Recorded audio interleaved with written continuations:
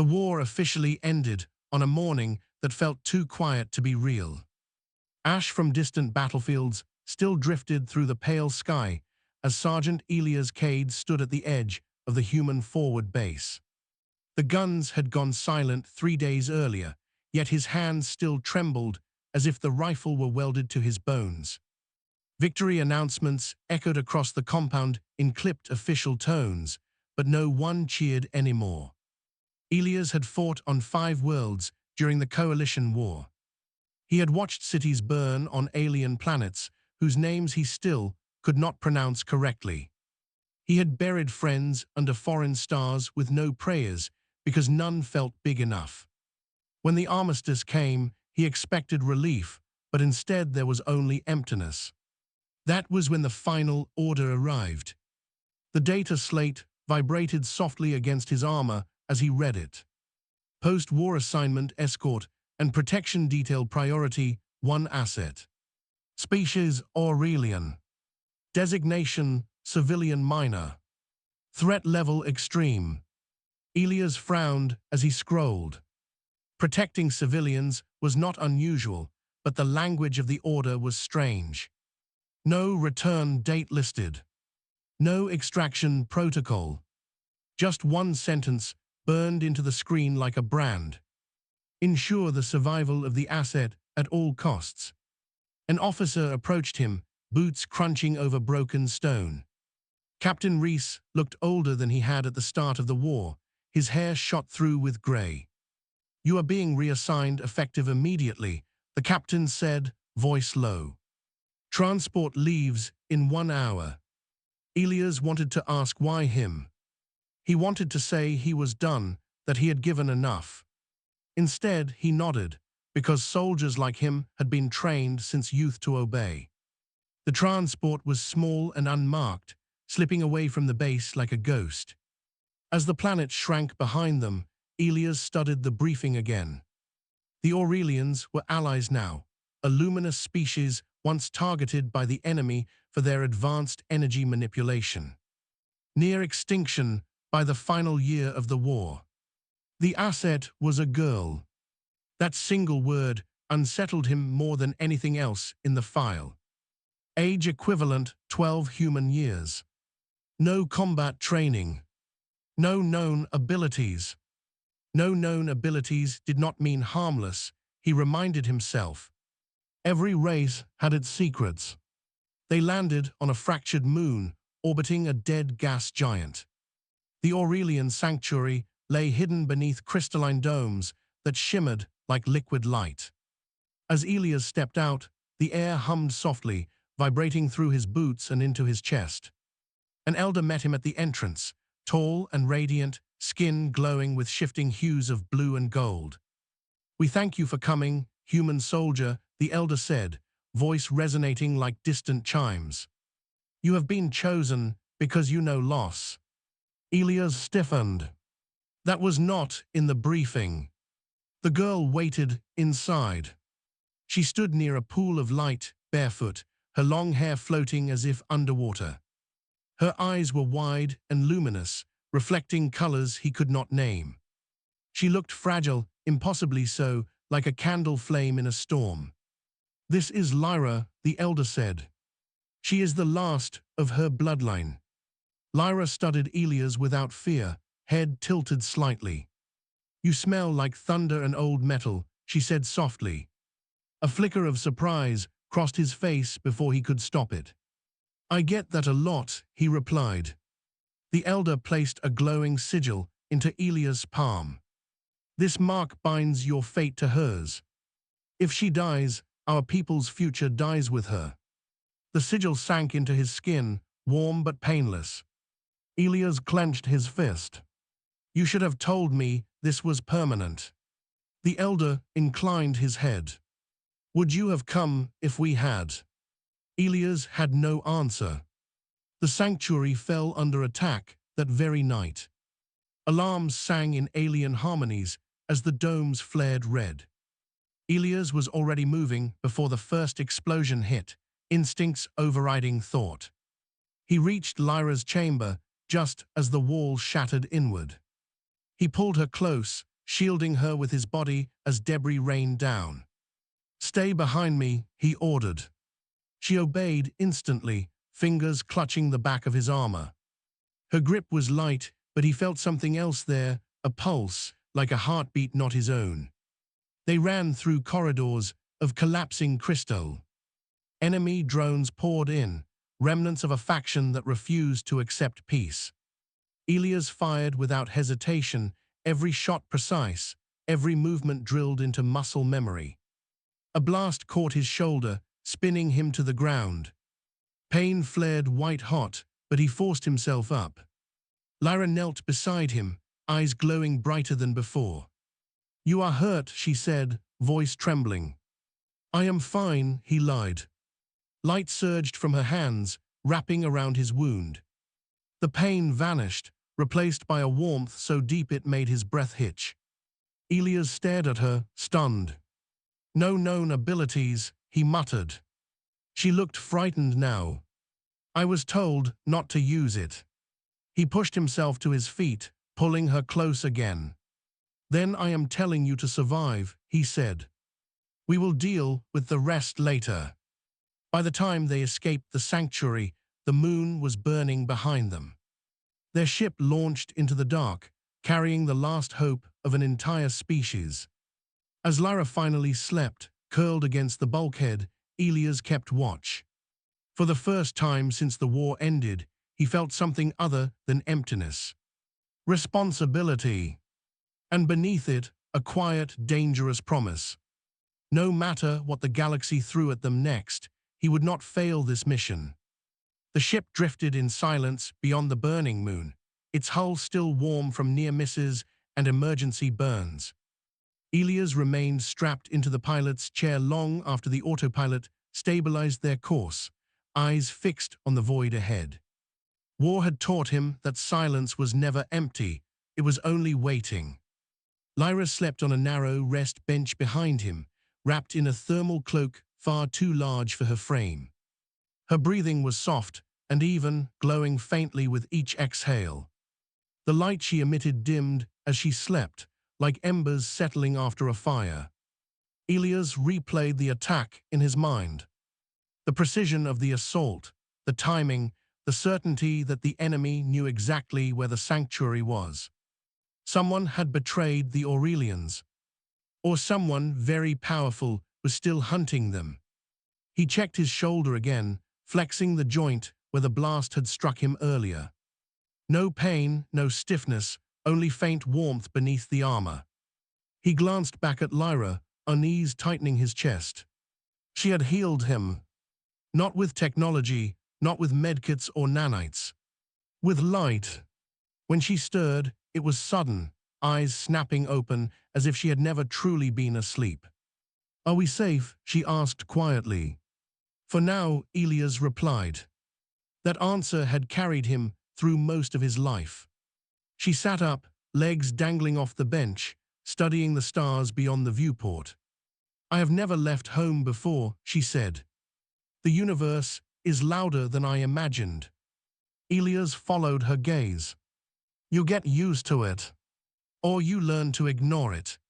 She turned toward him, head tilted in that curious way. "Did you lose your home too?" The question struck harder than any weapon. He considered lying, but something about her made falsehoods feel heavier than truth. "Yeah," he said. "Long time ago." She nodded slowly, as if she understood far more than he had said. "Then we are alike," she replied. A warning tone interrupted them. Incoming signal, encrypted, origin unknown. Elias' hand was on the controls instantly. "Route it to audio only." The voice that emerged was distorted, layered with static and deliberate interference. "Human soldier," it said. "You are carrying something that does not belong to you." Elias leaned back slightly, keeping his tone flat. "You have the wrong ship." A low chuckle crackled through the speakers. "We know exactly who you are carrying. Return the Aurelian child, and you will be allowed to disappear."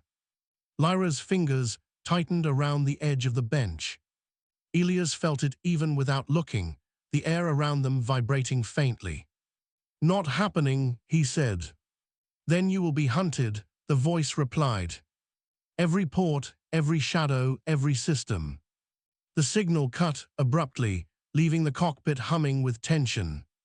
Elias exhaled slowly. "Looks like the war forgot to end." Lyra slid off the bench and approached him cautiously. "Is it because of me?" she asked, voice barely above a whisper. He turned to face her fully, kneeling so they were eye level. "Listen to me. None of this is your fault. You didn't start this, and you're not going to finish it alone." Her eyes shimmered brighter, emotion rippling through the light beneath her skin. "I don't want anyone else to die."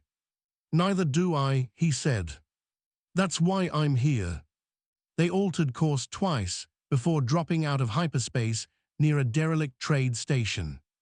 It hung crooked against the stars, its lights flickering like a dying pulse. Perfect cover, temporary refuge.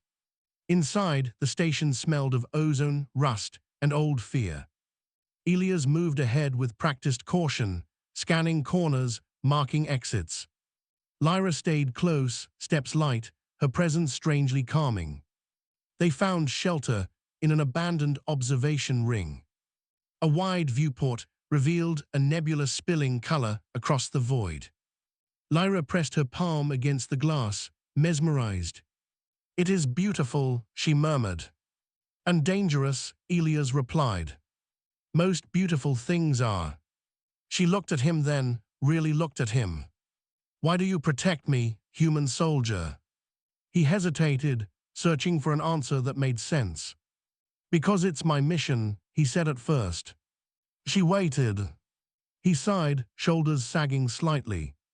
"Because someone should have protected the people I lost. Because if I walk away now, I won't recognize myself anymore."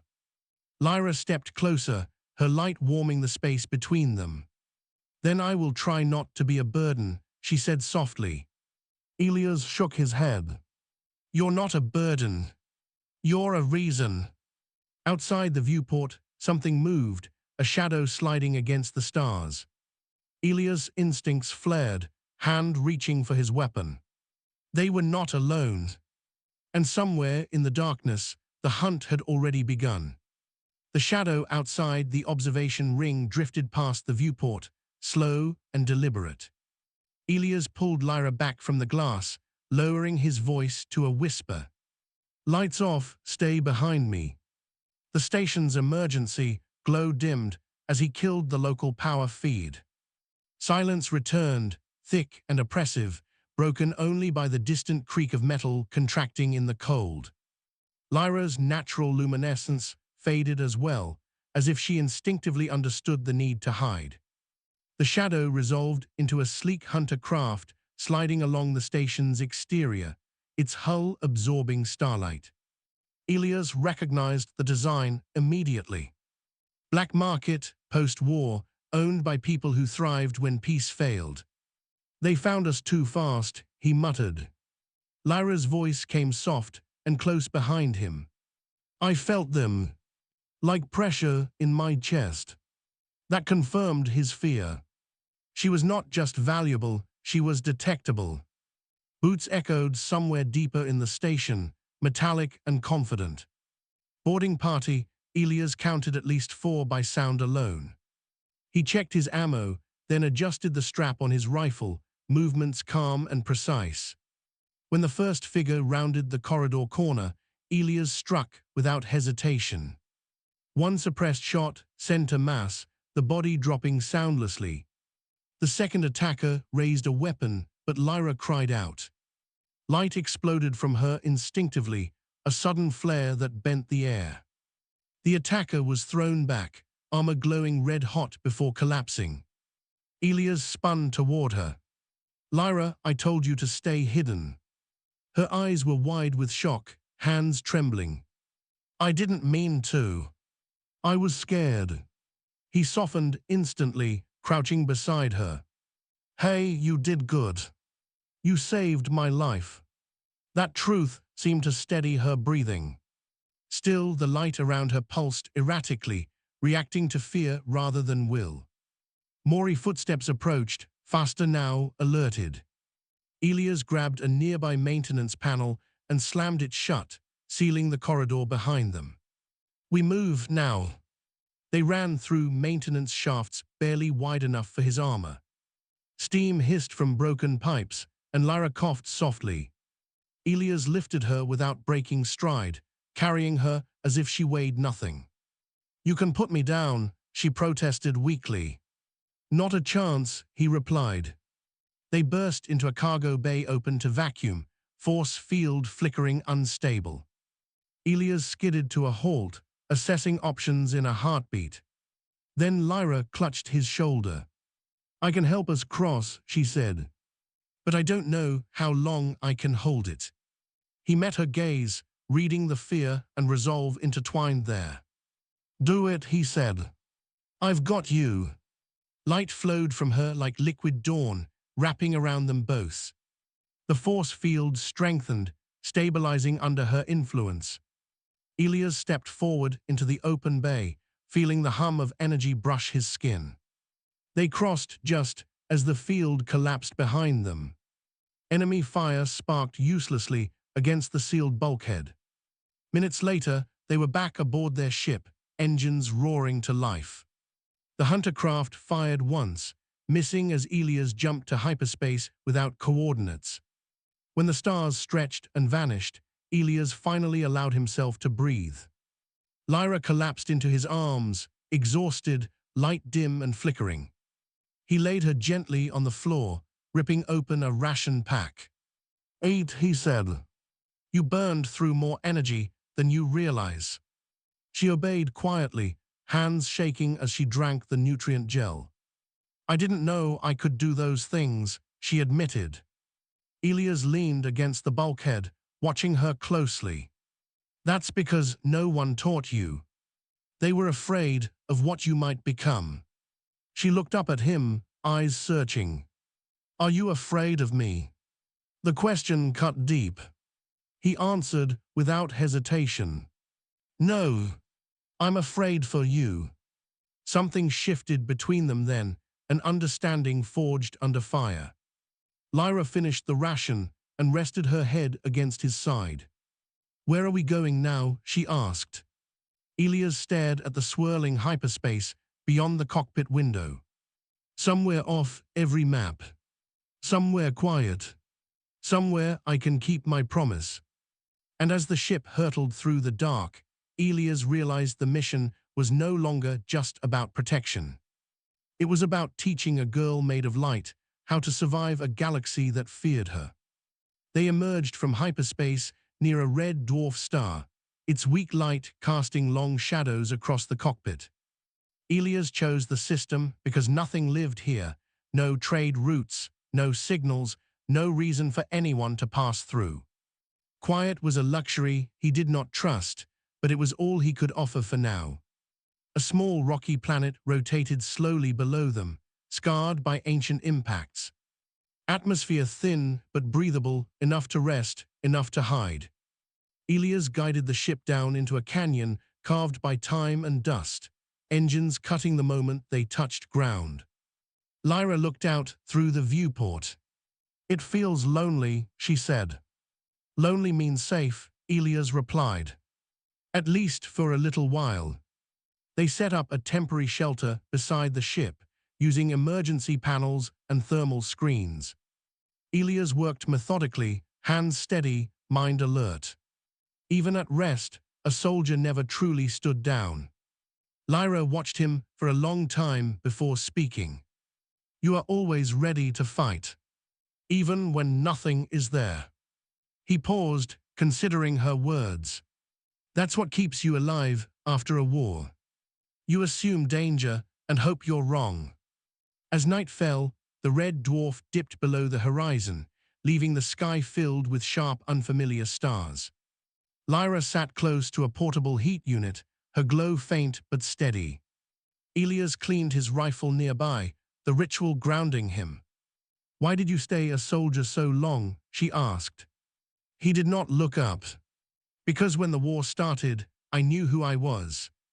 When it ended, I didn't. She absorbed that quietly, then asked the question he had been avoiding. What happens to me when this is over? Elia's finally met her eyes. When it's over, you get to choose. That's what I'm fighting for. A distant rumble rolled through the canyon, subtle but wrong. Elias was on his feet instantly, scanning the ridgelines. The ground trembled again, closer this time. They found us, he said under his breath. Figures crested the canyon edge, armored and methodical, carrying signal beacons and heavy weapons. Not scavengers, not pirates. Hunters. Lyra's light brightened instinctively, fear bleeding into the air. Elias placed a firm hand on her shoulder. Stay with me. Breathe slow. The first shot shattered rock beside them, spraying dust and stone. Elias returned fire, controlled bursts forcing the attackers to take cover. But there were too many, and they knew his tactics. Lyra stepped forward despite him, hands raised, light gathering like a star being born. I can stop them, she said, voice shaking. But I don't know what it will cost. Elias moved in front of her without thinking, shielding her with his body. You don't spend your future to save my past. That's an order. Another explosion rocked the canyon, heat washing over them. Elias felt the old familiar clarity settle in, the one that only came when everything was on the line. He keyed his comm, broadcasting on every channel. This is Sergeant Elias Cade of the Human Coalition. You are engaging a protected civilian under my authority. Stand down now. For a heartbeat, the canyon held its breath. Then the firing intensified. Elias smiled grimly, adjusting his stance. So be it. As blast of fire lit the canyon walls, one truth burned brighter than any weapon. He would keep his promise, even if this forgotten world became his last battlefield. The canyon burned with fire and shadow as Elias fought like a man with nothing left to lose. Each shot was measured, each movement deliberate, a lifetime of battle condensed into instinct. The hunters advanced anyway, relentless, certain that numbers would decide the outcome. Lyra watched him fall to one knee as a blast tore through his armor. The sound that escaped her was not a scream but a resonance, deep and ancient. The light within her surged, no longer flickering, no longer afraid. Elias looked back, just in time to see her rise. Lyra, no, he tried to say. But she was already shining. The canyon filled with brilliance as her power unfolded fully for the first time. Not a weapon, not destruction, but revelation. The hunters froze, armor locking, systems overloaded by cascading waves of luminous energy. They dropped their weapons and fell where they stood, unconscious but alive. The light faded slowly, leaving the stars pale in comparison. Lyra collapsed, and Elias caught her before she hit the ground, pain screaming through his body as he held her. It's okay, he whispered. I've got you. Hours later, dawn crept over the canyon, pale and gentle. The hunters were gone, their ship fleeing the system, unwilling to face what they did not understand. Elias sat against the rocks, bandaged and exhausted, Lyra resting against his chest. She stirred, eyes opening weakly. Did I do something bad? She asked. He let out a breath that was half laughter, half relief. No, you saved us. And you chose mercy. She smiled faintly, the light returning in a soft, controlled glow. Then maybe that's what I am supposed to do. Days later, they left the planet behind, not as fugitives, but as travelers.